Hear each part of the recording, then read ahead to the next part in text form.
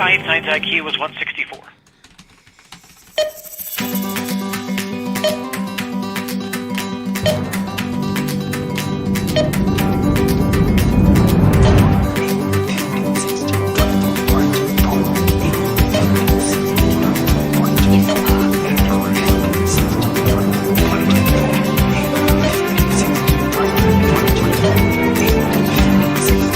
What's your IQ? You seem like a very, very intelligent man.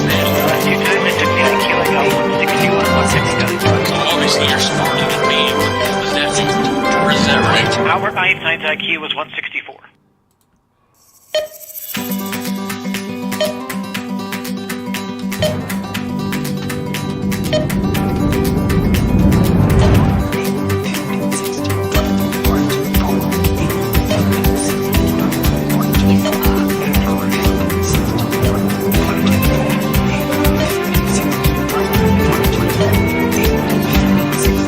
What's your IQ? You seem like a very, very intelligent man. Obviously, you're smarter than me. Is that right? Albert Einstein's IQ was 164.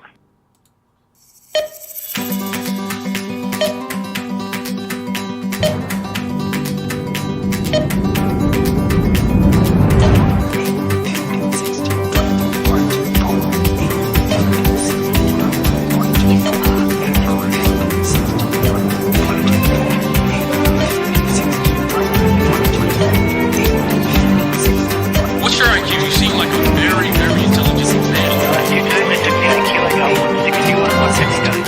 Obviously, you're smarter than me.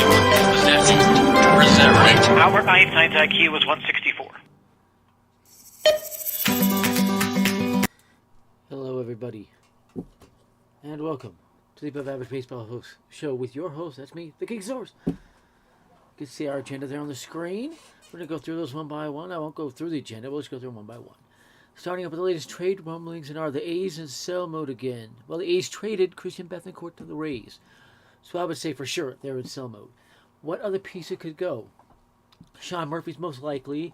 The talks around him are heating up. The Cubs want him to replace Contreras. We'll see exactly what happens there.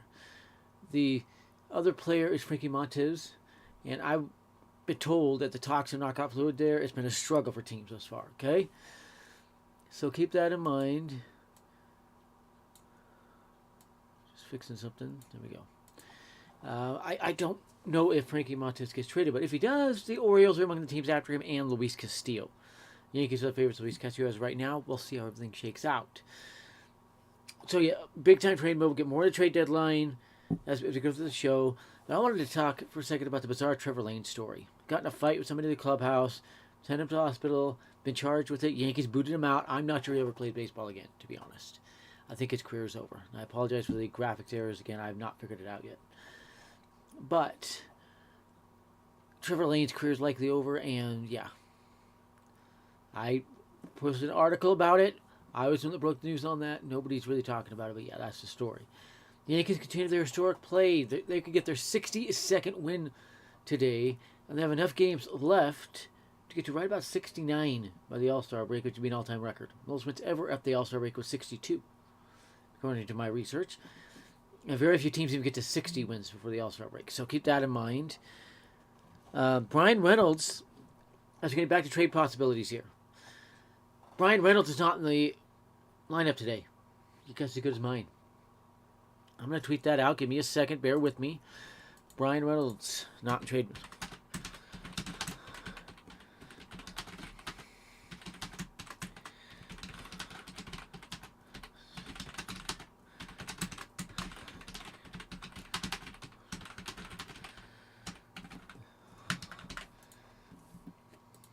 So that's an interesting one. I'm surprised. Surprising one. You just got that live, and I'm looked at their lineup, and he's not in it. As the Yankees are pursuing a trade for him, kind of keep an eye on that. Yankees want to get another outfielder. Brian Reynolds is top of the list. Ian Happ, Andrew Benintendi. So there's some trade candidates for you. All right, so there are lots of other trade candidates out there. Any team that's kind of out of it can be trading guys. One the Yankees have asked about is Cedric Mullins of the O's. They've got an offer on the table for him. Clark Schmidt and other prospects. The O's have yet to bite. I can tell you that much. The O's have yet to bite on it. Yeah, there's so many out there. Pirates have a few, not just Reynolds. There's a couple others like pitchers they're probably looking to trading. The Cubs have a lot. Ian Happ, Kyle Hendricks, maybe Masahiro Suzuki. We'll see. It's a long shot, I was told, if he gets traded, but the Yankees are the favorite if it happens. Yeah. Kyle Hendricks, there's not a lot of talk around him. He's the least talked about, but he's expected could go. Yeah, there's a lot of them. A couple that will not is the top MLB prospects Ryder Green and Alfonso Rivas. They've got the call. Let's go to check how they're doing. I'm going to go pull up their stats first. We're going to start with Ryder Green, who's with the Tigers. So we'll come here to ESPN, click on Tigers, click on roster, and then we're going to click on Ryder Green. And I believe he is an infielder. There he is, outfielder, excuse me, Riley Green. And thus far he is batting .241 with a home run and 8 RBIs for the 2022 season.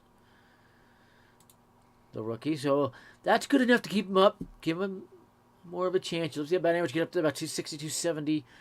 We'll see his on-base percentage is 341, so he's drawing walks and getting on other ways. Second percentage 342 is not good. The OPS 682 is kind of low. WAR 0.6, not paying attention to that one. He has one stolen base and one caught stealing, so that's 50%. Not big there. 5 extra base hits, including that home run, has a triple and 3 doubles. So he's doing pretty good. But we'll see kind of how that one shakes out. Then we got Alfonso Rivas. I believe he was with the Mets. Let me check on this guy. With the Cubs, excuse me. He's a Cub. My bad. Cubs fan, you think I know that one. I just don't recognize that name. He might have only been up for a short time. Well, he has only been up for a short time. He's only been about a week. But Alfonso Rivas is an infielder, actually. He is a first baseman. And he is actually playing pretty well. Again, a lower batting average, 236. You'd love it to be a lot higher. But 3 home runs, 22 RBIs, 17 walks, 320 on base runs. He's done a lot of walks. 61 slugging and 6 OPS aren't that good. He does have a triple and 3 doubles, but 3 home runs. He has stolen 3 bases, hasn't been caught yet. Has a couple of sac flies. Doing pretty well. Again, it's more than good enough to keep him up there. It's good prospects there for the Cubs. 6 foot, 180 pound first baseman. It's a little bit small for first baseman. Cortana Theodore, so 6'5", 240. A lot bigger.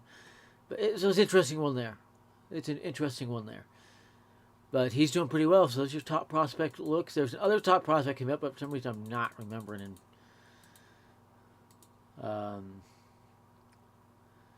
Hunter Green, maybe? I don't remember, but talks reading up around Luis Castillo. Yankees remain the favorite. Hunter Green is with the Reds. He is a potential trade target candidate, but I don't think the Reds will trade him. I think they'll hold on to him. I cannot remember. There was another top prospect I got to call up. I cannot remember who it was. So, and there's that typo. I got rid of the software, put back in there. Supposed to say East, not Eats. That pisses me off. But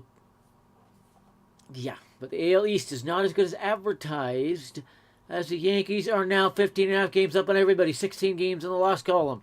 The Blue Jays continue to fall out of it. The Red Sox continue to fall out of it. They're both probably going to get passed by the Orioles and the Guardians. They could probably fall back, and there might only be 2 AL East teams in the playoffs once it's all said and done. It's kind of interesting. To give it a good, complete look at the standings, let me pull that up real quick. And I apologize, you wanted to see slides. Let me see me show everything. I can't do that. We're going to get into the standings later as well. But the Yankees have a 61-23 record. Closest to them is the Rays at 45-38. That's 16 wins back. Then the Red Sox 45-39, 16 back. 45-40. That's 16.5 back. 17 in the loss column. 16 in the loss column are the Red Sox. The Yankees run away with the AL East. It's over. I'm calling it. The AL East race is over. It's the Yankees. Give them the pennant. 4 straight losses by the Red Sox, 2 by the Jays, 1 by the Rays, and the Yankees going to beat up the Red Sox again today. Coach Orioles at 41-44 are charging at a 500 record. 6 straight wins for them, and charging back into the wild card race. They're only 4 behind the Blue Jays. They're catching up. They're catching up. Latest on Aaron Judge's extension on arbitration. Talksville arbitration is done. 1 year, about $25 million. I broke it. I had those numbers first. Go check it. So that is done. As for extension, I have been told on those terms. Extension talks are dead until after the World Series. Once the World Series ends, they get that private negotiation period. It's going to pick up fast. So expect it then. I need to check something. Okay. So Judge is expected to save the Yankees, but we'll see for sure. But there's your latest. Talks are basically tabled after the season. There's Noah Syndergaard on the move. Yes. I say emphatically, yes, he will be traded. The question is where. The Yankees have a standing offer on the table for him as well. They are trying to have the framework of a deal is being worked on. If the framework comes in place, then the deal becomes a lot easier. Hi, AJ. So yeah, and then again, I wanted to double down on this. The AL East it's not quite as good as advertised. You look at the wild card standings. Got to pop those up. And you now have 1, 2, 3, 4, 5, 6, 7, 8 teams within 5 games. That is going to get closer and closer as the season goes on. And the Angels are only 7 out if they ever got hot. Tigers 8.5 out. So you really have 10 teams within range of a wild card spot. And I think that's completely going to close up. And the Red Sox may be out of a wild card spot by the end of the day. Mariners could tie them. Red Sox lose, Mariners win. Puts them in a half game. The Jays could jump the Red Sox. A lot could happen here. Mariners, Guardians, Orioles, White Sox could all catch all 3 of those AL East teams up there. Tampa Bay, Boston, and Toronto. But we'll see. Wild card is completely closing up on the other side. You only have 6 teams in 5 games. Go back out to 8.5, and it jumps up to 8. So it's a lot more settled, if you will. Braves and Padres securely in those spots. Phillies in 1 as well. So the Cardinals and Giants have flopped completely out of the postseason picture. And they're not playing well. And I'll get more into that. But the Cardinals are 2-8, as are the Giants lately. So they're both starting to fall off the table. Brewers pulling away at the division lead there. And we'll get more into that in a few minutes. So yeah, the AL East, it's not as good advertising on that note. Can any team handle the Yankees? You know what I'm saying here? The Yankees are running such a historic pace. They're still on pace about 120 wins. They're going to get 110 without even trying. They might threaten 116 win record for the Cubs and Mariners. But can anybody handle them? Seriously, can anybody handle these Yankees? I'm not sure the Astros can. Because the Yankees are going to add a few pieces and be a lot more healthy. They're probably pitching a lot better position because Jonathan Loisiga will be back for one. Zach Britton should be back. So it should be interesting to see if anybody can actually handle the Yankees. Let's go ahead and take a look at the standings for the week. I'm going to pull those up. I had no time today. I was running around doing everything today. No time to create the sides in with the standings, but I'll run them down for you. Of course, we already did the AL East. Yankees at 61-23 are 15.5 games up on everybody in that division. They put that division on ice. Second is the Rays at 45-38, then the Red Sox 45-39, then the Blue Jays 49-40, then the Orioles at 41-44. Minnesota Twins have a near 5-game lead in the AL Central, 47-39 record. Now listen closely. Guardians second at 40-41, just 2 losses back. White Sox 40-43, just 4 losses back. 5.5 games out total. So any of those 3 could really win it. 10 games out, but just 9 losses back of the Tigers. Of course, Royals 31-51, 14 out. Astros continue to cheat to win and to lead the AL West. They're not going to have the opposite record. They're 55-28. They're not going to have to be 28-55, straight up. Calling that out. They are cheating in every facet. Pine tar, PEDs, sign stealing, for whatever foreign substances, you name it, the Astros are cheating with it. They still have worse road and home records than the Yankees, somehow.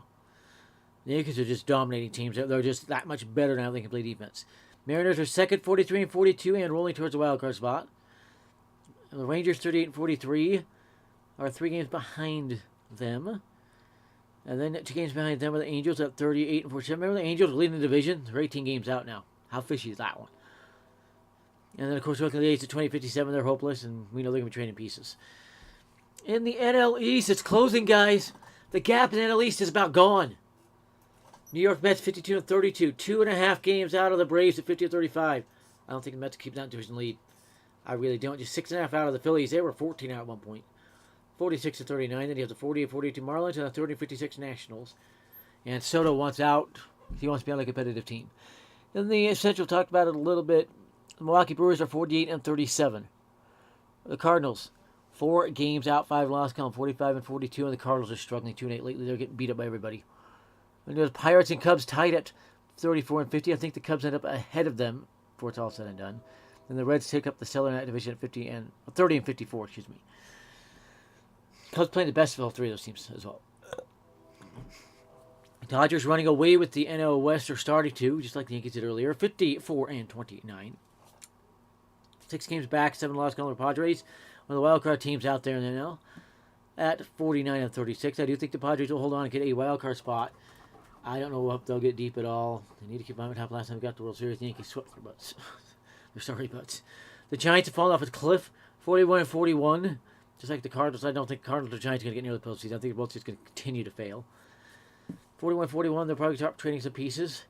Lost 2 straight. 5 games behind them, tied at 37-47 with the Rockies and Diamondbacks. So they're closer by half the margin to the 5th spot than the Dodgers. So I'm going to say it's down to the Dodgers. Padres in the West, and the Dodgers are probably going to win that West division. I think the Giants' fluke run from last year is over. Buster Posey left. I called it. So yeah, so that's your division standing. Is where baseball sits. And Astros are losing, by the way. It's 3 outs away from a loss. 5 outs away from a loss. We'll see if that holds. Be a big help for the Yankees. So that's basically our agenda. Let's get a little back at the trade deadline. I only have about 10 to 14 minutes. I can only go to about 4:30. I've got something else to do before the game. Then I'll watch the game, and we'll go from there. Yankees, Red Sox on Fox. And the Red Sox don't have a starter per se, so the Gumby should get an easy win. The Yankees are playing. But a few off-the-radar trade targets. Marco Gonzalez and Robbie Ray of the Mariners. I kind of keep an eye on. They're in the wild card hunt. I keep an eye on them. If over the next 10 games they fall back out, they become available.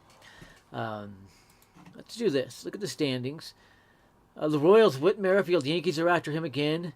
The Royals have several players that could be trade candidates. Let me click on them. Zach Greinke is one. So we'll start with pitching here. Just look at their roster. Chris Bubik could be potential one. Zach Greinke, a potential trade, but he wants to retire at the Royals.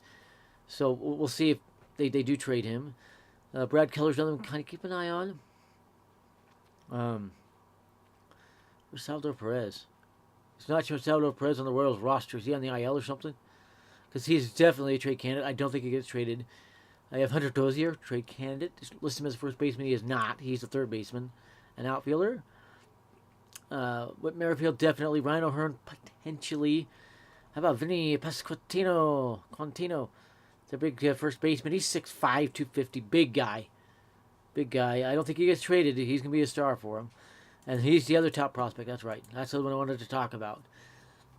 He's batting just 147, 1 RBI. So he hasn't batted all that well since being called up. It's 10 games. And 34 at bats. He has a total of 5 hits. So he hasn't really got it going. OPP is over 300. So he's getting on base a lot more. So we get the batting average up. That on base percentage go over 400. So he's having a struggle of it. But with Merrifield, Andrew Benintendi, Yankees after him as well. He's listed at 5'10". He's actually over 6 feet. I think he's 6'1". Michael Taylor, potential. As far as the Royals go. The Tigers, it's hard to say if the Tigers trade anybody because they're trying to build up and compete again. So, I don't know. Would they trade Baez? Oh, who knows? And Miguel Cabrera could be retiring because they need a new prospect. New star of that team. But, yeah, it's hard to say if the Tigers will. They're only 5 games out of a wildcard spot, or 6 games out of a wildcard spot as well. Very hard to say if they will. We know about the A's. Angels could be trading Ohtani and Trout. Could be, if they're falling out of it. We'll see. Rangers, Mariners not trading anybody. They're too close. The Nationals, of course, Soto about their best piece. They do have a couple of other guys you might want to look at. Let's pull them up. We should have this on the screen. It'd be a lot of fun if it was on the screen. I haven't figured out how to do that quite yet. I know one way of doing it, but it's kind of bad. So, Patrick Corbin, potential trade for his team looking for a reclamation project. Yankees have checked in there. That's all I can say on it. They left you a ton of that contract to trade him, though. You have Carl Edwards Jr., Steve Chisek, a couple other of them could be on the move. Josh Bell could be free agent after the year, could be on the move. 6'4" switch hitter.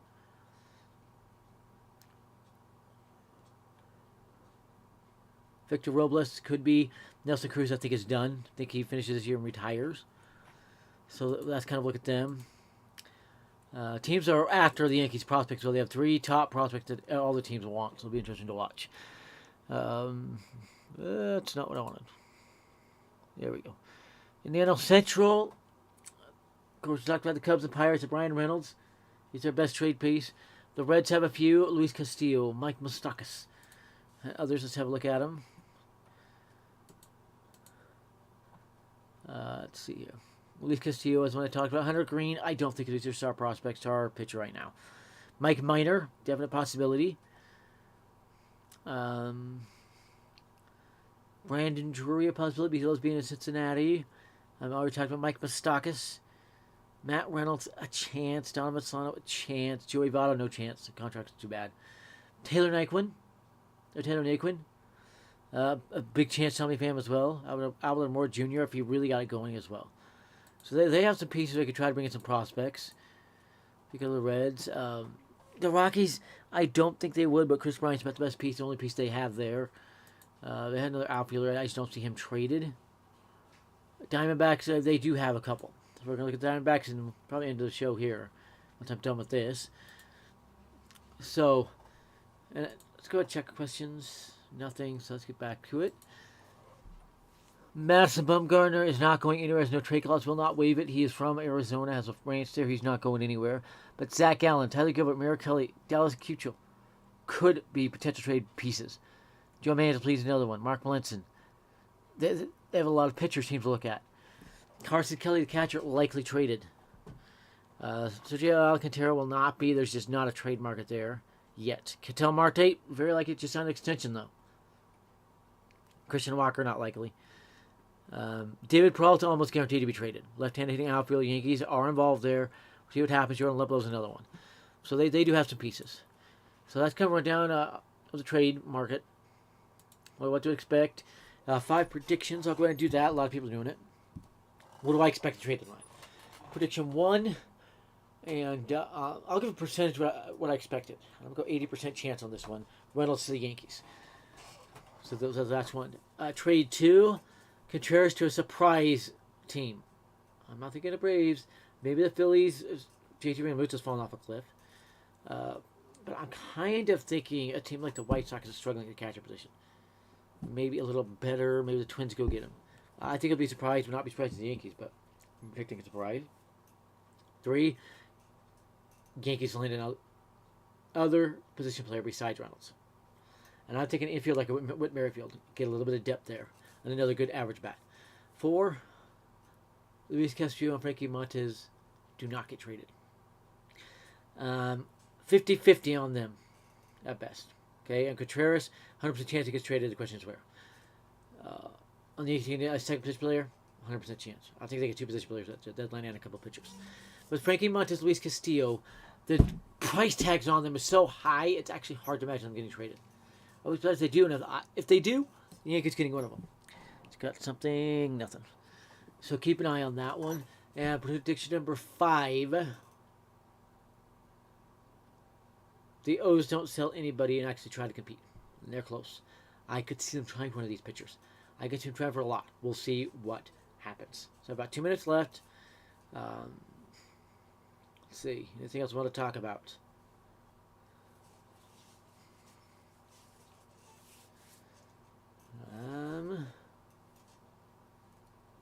Not a lot coming to mind. Prediction for the Yankees-Red Sox game tonight. And we go over the scoreboard as well right before I end it. I think the Yankees went going away just like yesterday. I could see an 11-3 final, really.